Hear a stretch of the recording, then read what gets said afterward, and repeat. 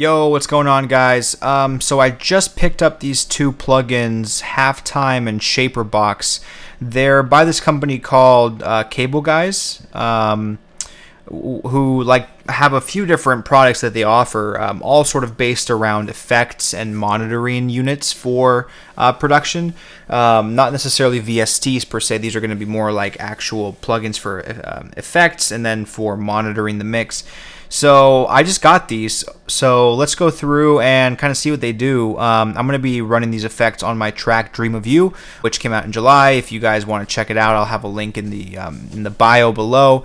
But yeah, let's run through it. So I'm going to start with just HalfTime here. HalfTime, from my understanding, that's how you turn it on right there, that big power button.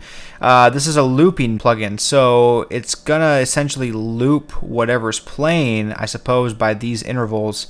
And then let's see, fade in, fade out. I suppose that's how quickly the loop turns. Sometimes people want a loop to be instant so that right when it ends it restarts. Some people, I suppose, want it to fade in or fade out. That's kind of what I think that would do. Mode, I did kind of run through this once before I recorded, so I think this is like a transposition module, so it like transposes your track down 2 octaves and 4 octaves, sort of like a formant effect. And then this down here is the band in which your effect actually comes into effect to where it plays. So for example, if you wanted like your kicks to not be affected by this unit, you could bring up your EQ to above wherever your kicks were peaking, which you're probably going to be somewhere around here for the lows. But yeah, let's take a listen to what this does. I'm gonna play this song and I'm gonna kind of just play around with these buttons and let's see what it sounds like. So there's the mix right there. That's... Oh, okay.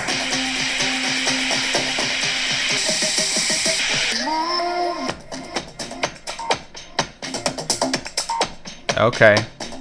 So that's just a loop there.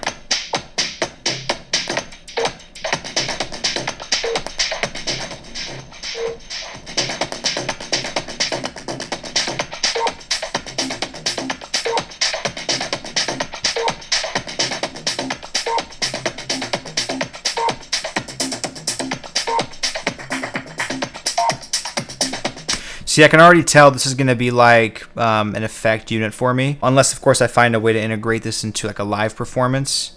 Oh, there's like a breakdown of what it all does. Okay, well, that's cool. But let's just go back to what we were doing. I would probably use this as an effect because I can already hear there's some really cool formant qualities that this mode feature brings out.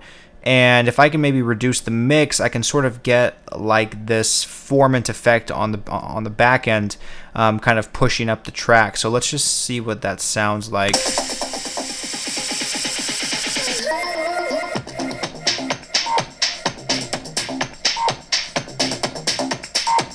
Maybe like...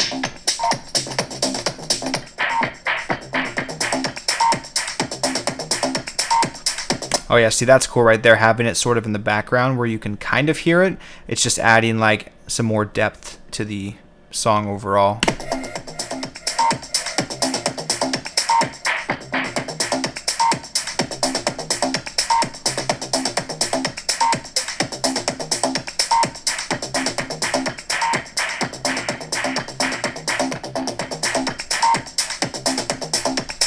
Yeah, that's pretty cool. That's probably where I'd have it, somewhere around there.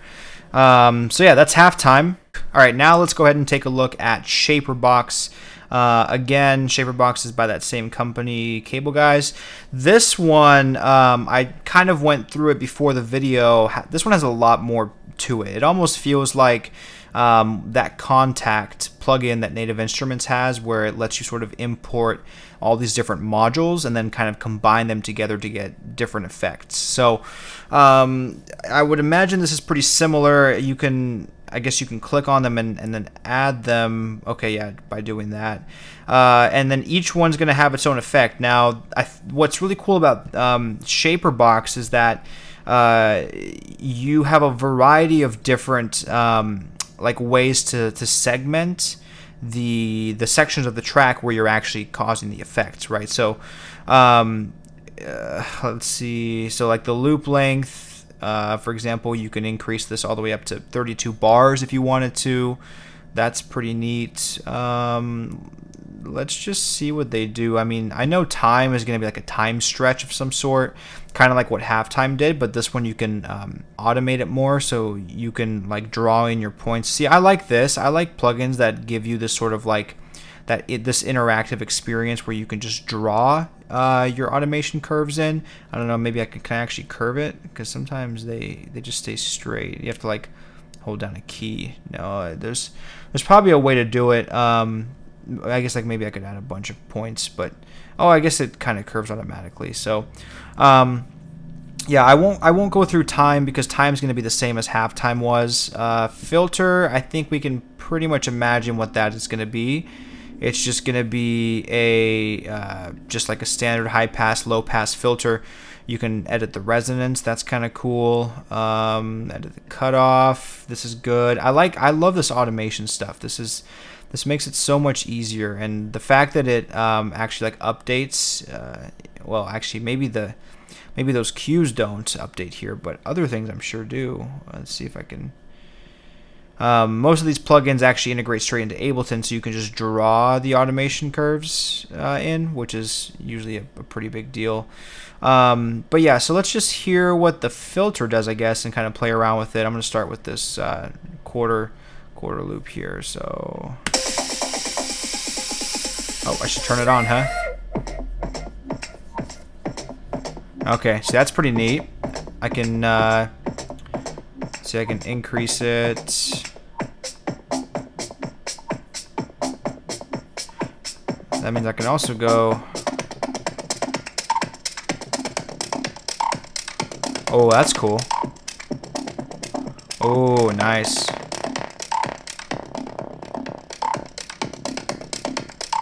Oh, that's crunchy. Yeah, I could definitely see some like that could be used for some crazy bass lines.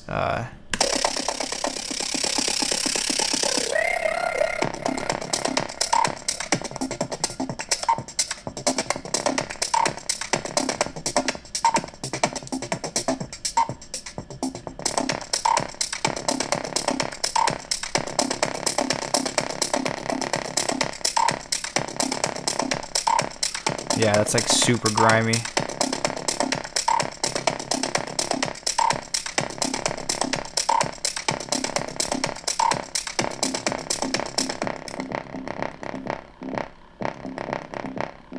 Oh yeah.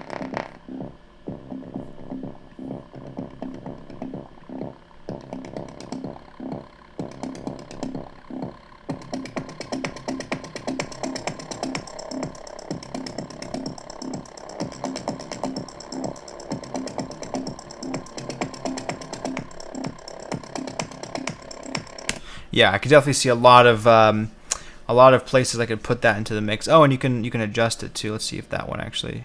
See, this one you can actually automate, which is nice. That helps a lot. So let's get rid of those. Yeah, so filter, that's pretty cool. Yeah, I think it sounds a little more powerful than the stock filter that comes with Ableton. I think the granularity it offers with how defined you can get. I mean, you can go to 1/128th notes. Like, there's no reason why anybody would ever need to do that, but I guess you could. You can get a crazier bit rate in, like, if you wanted to get like a grimy, Reese-y, like Noisia type sound. That would be pretty effective. That would be an effective way to do it. But yeah, so that's filter. Volume, pretty straightforward, I guess. That's just adjusting the volume. Yeah. Oh, see, that could be cool for like an airy lead or something in the back. Yeah, that's kind of cool. That's volume, and then with this one, I think I'm going to be using the most, because this you can actually monitor. Like, one thing I like about this is that you can see the wavelengths in the background, like that insight. I don't know. I'm a really visual person, and if I can sort of attach a sound to like an image, I can sort of do a better job of tracking it, because I know what to expect at certain levels, right? So I like this because you can see what's happening at both sides of the mix, at the stereo and the mono signal. So, and then you can automate it. So like, I don't know if you can hear it in headphones, but like this is fully stereo, 200%, and this is completely mono.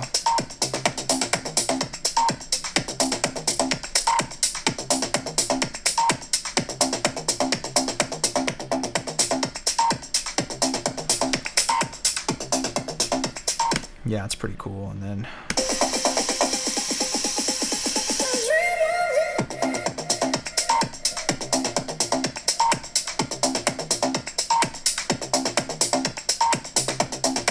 now, one thing too, you know, the real power comes from combining things. So you can have a filter that's also, you know, sweeping out wide as the low pass crosses. Like, you can do a lot of different things.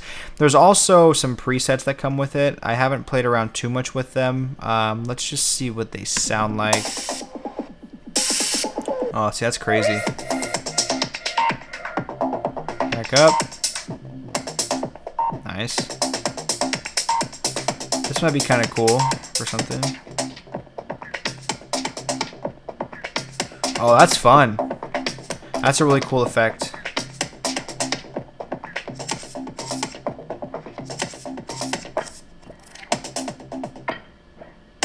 Ooh.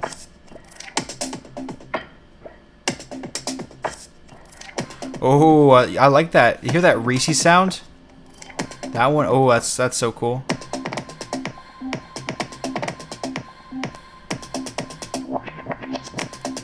Wow.